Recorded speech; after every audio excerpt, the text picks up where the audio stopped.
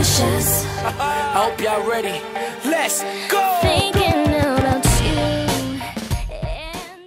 Bonjour mes papillons, je suis super contente de vous retrouver pour cette nouvelle vidéo qui reporte de nouveau sur les bases du scrap. Alors aujourd'hui on va parler du matériel et en fait des éléments de base qu'il va vous falloir pour débuter le scrap.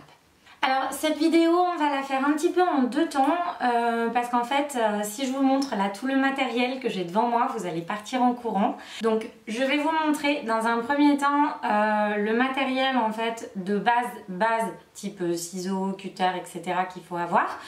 Et ensuite on reviendra dans chacune des gammes et je vous montrerai les compléments et tout ce qu'il existe en matière de ciseaux, etc. Et comme ça vous aurez une vraie visibilité sur toutes les panoplies qui peuvent exister et puis vous pourrez vraiment faire vos choix en fonction de vos envies et du style que vous avez envie de travailler. Donc j'essaye de faire ça très court mais d'être très efficace. C'est parti.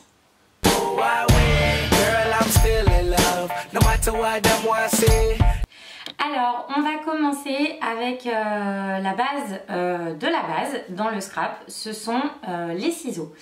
Donc ça, ce sont les ciseaux que moi j'utilise le plus parce qu'ils sont petits et en fait de petites dents. Et du coup, pour découper, moi je trouve ça très pratique. Donc ce sont les principaux ciseaux que j'utilise. Donc ça c'est la base, il vous faut une paire de ciseaux. Ensuite, pour bien travailler, il va vous falloir une planche de découpe. Alors vous voyez la mienne elle a bien servi entre toutes les peintures etc qui sont passées dessus. Alors déjà en termes de matériel c'est vrai que tout ce que je vous montre vous allez voir il y a beaucoup de choses qui viennent donc de la marque qui s'appelle X-Cut, qui est une gamme de produits de la marque DoCraft. Moi j'aime beaucoup ces produits parce que je les trouve vraiment de qualité. En termes de rapport qualité-prix c'est pas très cher comparé à tout ce que vous verrez dans le commerce. Je sais que Artemio font des planches à découper aussi. Ce que j'aime en fait chez X-Cut c'est que celle-ci en fait elle est malléable et quand vous allez par exemple si je prends un cutter, vous voyez si je veux enfoncer, l'avantage en fait c'est que c'est caoutchouc. Ça glisse facilement et à la fois ça ne dérape pas sur ce type de matière donc c'est vraiment très efficace. Donc voilà, celle-ci elle s'appelle la Self Healing Mate si jamais ça vous intéresse et vraiment voilà mon produit préféré en termes de planche à découper. Ensuite il va vous falloir de la base, une règle. Pour les cutters il existe voilà, plein de cutters différents. Vous avez celui-là, vous avez celui-ci avec une lame très fine qui est incurvée. Donc voilà les deux types de cutters que vous avez. Les cutters ça va être essentiel pour finir vos découpes, entrer dans les détails des dessins et pouvoir vraiment finir votre travail de découpe. Alors, dans la plupart des vidéos que j'ai pu regarder, au début on va vous conseiller effectivement de vous servir d'une règle avec du cutter pour découper. Sincèrement pour gagner du temps, pour tout de suite gagner en qualité surtout, je me suis équipée en fait d'une tricoteuse. Alors la mienne elle est assez conséquente. Voilà.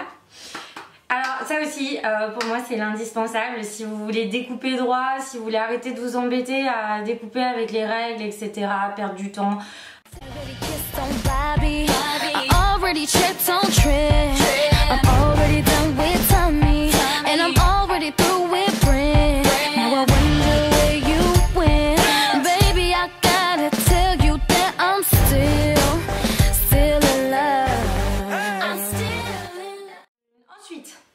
La base, c'est la colle. Alors, la colle, vous allez en trouver des millions, des milliards. Vous pouvez vous ruiner dans ce domaine. Moi, franchement, je travaille avec la colle U. Bah ouais, c'est bête et peut-être que je vais me faire taper sur les doigts par deux autres scrapeuses, mais franchement, pour coller le papier, enfin voilà, cette colle, elle est top.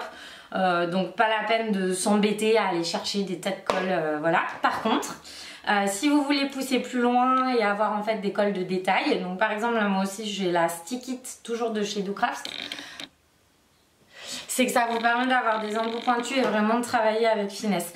Et sinon vu que moi je travaille beaucoup de cadres, ce genre de choses et que j'ai besoin de coller des éléments qui sont quand même assez consistants sur du papier, j'utilise une colle voilà, transparente, un peu voilà, gel, qui me permet de bouger mes éléments donc qui n'adhère pas tout de suite et derrière qui colle très très bien, avec lequel j'ai aucun problème. Donc c'est une Cléopâtre, vous voyez, je suis revenue à l'époque de la primaire. Ensuite, chose très simple, dans le scrap, une fois que vous allez vouloir en fait faire des montages et coller, il y a un indispensable pour moi, c'est les stickers 3D. Donc je vous montre à quoi ça ressemble. Ça pour moi ça reste un des indispensables du scrap aussi, parce que c'est là-dessus que vous allez pouvoir créer le plus facilement du relief. Bien évidemment dans les incontournables on n'oublie pas l'embosseur, mais je vous ai déjà fait tout un cours là-dessus donc je vais pas y revenir. Ensuite, incontournable, dans le scrap, vous allez voir, on va apprendre à travailler du tampon, de l'encre, etc.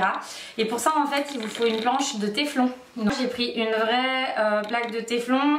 J'arrivais pas à en trouver des pas trop chères, donc en fait, j'ai pris une planche, vous savez, pour normalement faire cuire les gâteaux. Alors, je sais, c'est complètement, voilà, dingue. Donc ça donne ce genre de choses. Et en fait, si vous voulez, c'est des matières sur lesquelles les encres glissent très très facilement. Vous voyez, hein, la matière ultra brillante. Et surtout qu'en termes de nettoyage, vous prenez un sopalin, vous passez dessus et c'est terminé. Donc sincèrement, moi je vous conseille ça pour travailler les encres. Vous pouvez aussi prendre des planches de Plixi, ça fonctionne tout aussi bien aussi pour mélanger vos matières. Mais là c'est vrai que vous avez tellement un côté fluide et qui se répand que quand vous allez travailler des fonds, ça va être vachement plus facile. Et pour moi encore, l'indispensable, ce sont ces petits outils. On a l'impression un peu chirurgicaux. Voilà. Et en fait, tout simplement, ce sont des pinces. Ça, en fait, c'est l'outil indispensable pour venir coller vos mini détails sur toute votre planche, pour décoller quand vous allez vous être trompé, pour recoller, etc.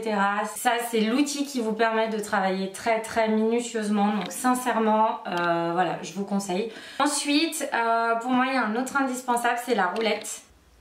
Donc cette petite roulette, elle va vous aider à travailler les fonds de page.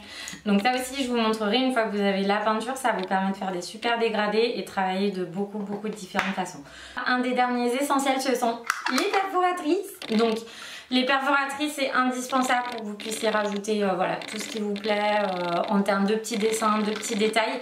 Donc sincèrement, moi aussi je prends des Docraft. Par contre, Fiskars en fait de très très bien. Après vous avez Artemio qui fait des perforatrices voilà, de très bonne qualité.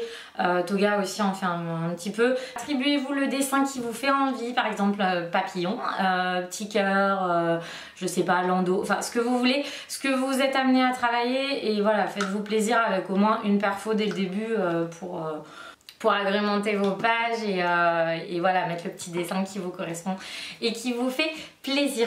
Voilà, ensuite, donc je vous ai montré dans la globalité en fait là les essentiels de scrap. Et maintenant, ce qu'on va regarder dans la deuxième partie, c'est les compléments de tout ce qui existe dans ces gammes de produits. Donc c'est parti, là on rentre un petit peu plus dans le détail. I'm still in your world.